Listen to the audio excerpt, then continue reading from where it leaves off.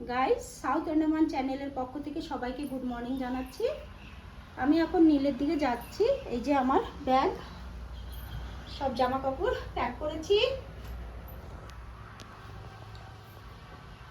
এখন বেরোচ্ছি। এই যে গাড়িতে উঠে বসে যাচ্ছি। অনেক তাড়াহুড়াও ছিল, সময়ও ছিল না, লেট হয়ে গেছি আর আধা ঘন্টা আগেই যেতে হয়। এই যে জোড়াক্লান, এই পাঁচটায় মন্দির দুটো আছে, শিব মন্দিরও আছে, কালী মন্দিরও আছে। বৃষ্টি দেখুন, অন্ধকার হয়ে গেছে চারিদিকে।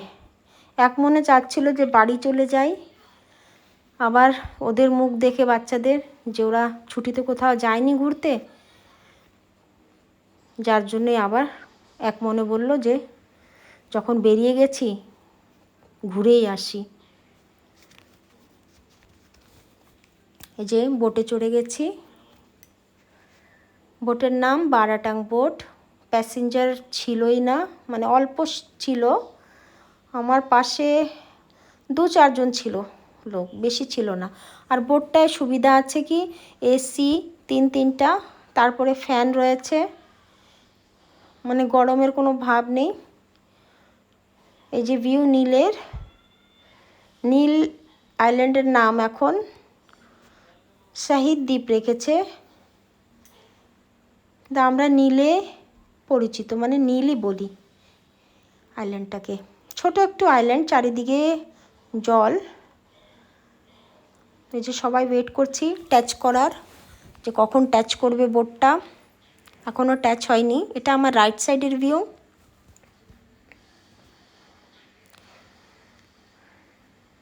এই যে জেঠির এই পাশটায় এই যে ছোট ছোট বোট, ছোট ছোট, এটায় গেস্ট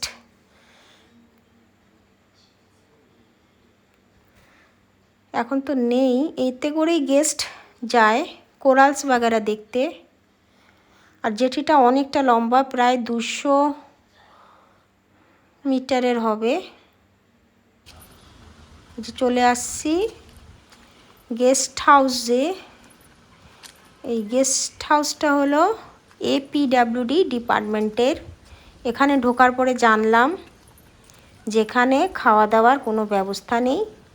গেস্ট হাউসে প্রায় থাকে ব্যবস্থা কিচেনের, এখানে নেই কিচেন চালানোর মতো কেউ, যার জন্য এখান থেকে লাঞ্চের জন্য আমরা চলে গেছি সিধা রেস্টুরেন্টে। এটা হলো ভরতপুর বিচের যাওয়ার পাশেই রেস্টুরেন্টটা, রাস্তার পাশে কিরণ রেস্টুরেন্ট।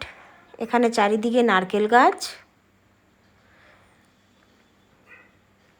আর আন্ডামানে বেশিরভাগই নারকেল আর সুপারি, সব আইল্যান্ডেই, নীল কি বা হ্যাভলক কি বা হার্ডওয়ে, সব জায়গায় কি বা পোর্টব্লেয়ার।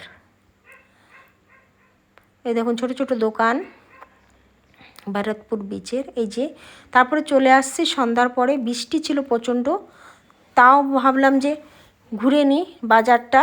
এই যে নীল বাজার, এই যে স্বামী বিবেকানন্দ স্ট্যাচু, তার পাশেই, বাজারের পাশেই পুলিশ স্টেশন। যে রাত হয়ে গেছে এখানে। তারপরের দিন ভোরবেলায় ছেলে মানছিল না, মাম্মি চলো ভরতপুর বিচে। এসে দেখি পুরো বিচটাই ফাঁকা, কিছু লোক ছিল,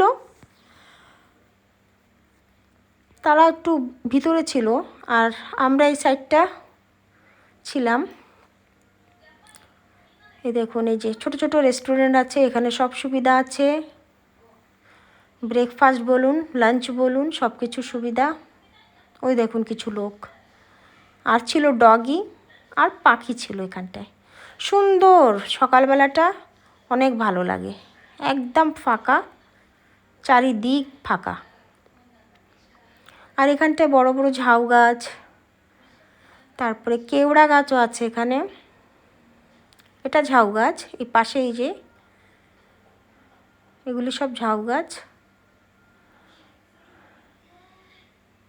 এই দেখুন কোরালস পাথর সব জেগে গেছে, এখন জলটা নিচে নেমে গেছে তো বাস, সব কোরালস পাথর।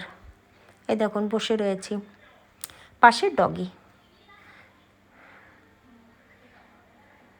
কিছু নৌকা আছে মাছ ধরার, আর ছোটো ছোটো বোট তো আগেই বলেছি সব গেস্টের জন্য। এখানে সব রেডি থাকে, বোট আসার সঙ্গে সঙ্গে গাড়ি থাকবে জেটির বাইরে, গেটের বাইরে। বাস সুবিধা, বাস জেঠিটুক হেঁটে আসতে হয়, এই অসুবিধা। ওই দেখুন বোট, এটা হ্যাবলোর থেকে আসে, নীল টাচ করে চলে যাবে সিধা পোর্ট ব্লেয়ার। এই দেখুন ছেলে নিয়েই গেছে, মাম্মি চলো ছোটো ফিশ দেখবো। তো যাচ্ছি ছেলের সঙ্গে। আর এই সাউন্ডটা আমি পরেই দিচ্ছি।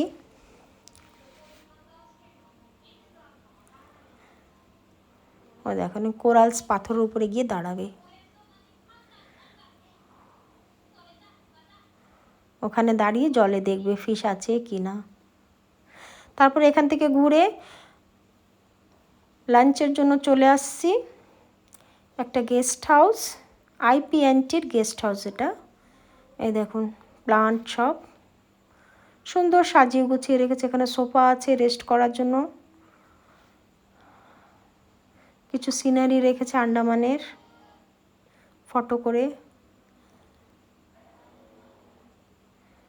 ভালোই বড় যে সব রুম, এতে এসেও গেস্ট থাকে। এখান থেকে আমরা চলে যাচ্ছি এখন APWD গেস্ট হাউস। বললাম না যে এখানে খাওয়ার ব্যবস্থা নেই, যার জন্য IPNTতে আসতে হয়েছে খেতে। আর রেস্টুরেন্ট, এখানেই খাওয়া দাওয়া করেছি। নীল বাজারেও ভালো হোটেল বাগারা কিছু নেই, সব এখন বেশিরভাগ রেস্টুরেন্ট সব বিচের পাশে পাশেই করেছে।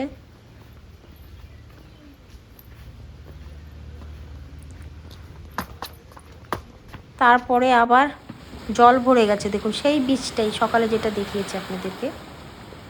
এটা আবার খাওয়া দাওয়া করে আবার বিকেলবেলা, ছেলে বসতেই দেয়নি, রেস্টই নিতে দেয়নি। আর লাগেজও আমি বেশি নিইনি, জানি যে 2 দিনের সফর, যার জন্য নিইনি। এই যে ভারতপুর বিচ, যাওয়ার সময় ছোট ছোট দোকান পড়বে। বললাম না যে এখান থেকে যাওয়ার জন্য রাস্তা অনেকটাই, একটা না 3টে রাস্তা দেখলাম আমি। 3টে রাস্তার এই যে যে রেস্টুরেন্ট দেখিয়েছে তার পাশে যে দোকান ছিল সেখানের ভিউ এটা। এখানে সব গেস্টের জন্য যারাই আসে কিছু না কিছু নিয়ে, মানে আন্দামানের স্মৃতি, নীলের স্মৃতি এগুলি নিয়ে যায়। এই দেখুন টয় ফিশ,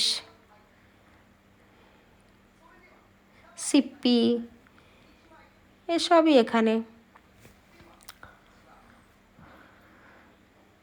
এটা হয়েছে লক্ষ্মণপুর বিচ নাম্বার 1। এখানে সানসেট দেখা যায়, কিন্তু আমাদের কপাল এতই খারাপ, সানসেট কি দেখব, সূর্যই দেখিনি প্রথমে। তারপরে এখানে একটু সময় বসতে না বসতে বৃষ্টি চলে আসছে। তারপরে চলে গেছি এখানে, কেন কি গাড়ি ছেড়ে দিয়ে না চলে গেছে, ও আরও গেস্ট থাকে তাদেরকে আনতে হয় ওদের। এখানে বলছে ওয়েট করুন, তো বললাম লক্ষ্মণপুর 2তে যাব, তো বলে এখন জলে ভরা, ওখানে গিয়ে আপনারা ন্যাচারাল বিচ বাগারা কিছুই দেখতে পারবেন না, জলে নামতেই পারবেন না। তো ওখানে যেতে একটু সময় লাগবে করে ওয়েট করছি, কিন্তু ছেলে তো মানছেই না, বাচ্চা মানুষ তো কোনো রকম বুঝিয়ে সুজিয়ে রেখেছি, গাড়ি তো আসুক পাপা। এই দেখো ছোটো ছোটো সব দোকান বন্ধ, গেস্ট নেই। এই যে চলে আসছি লক্ষ্মণপুর 2তে। এই দেখুন বিচ, এই যে আমি যে গেস্ট হাউসটা ছিলাম। আমার এই ভিডিওটা যদি ভালো লাগে লাইক করবেন, শেয়ার করবেন, কমেন্ট করবেন, চ্যানেলটাকে সাবস্ক্রাইব করে দিন। টাটা বাই বাই, নেক্সট ব্লগে দেখা হবে।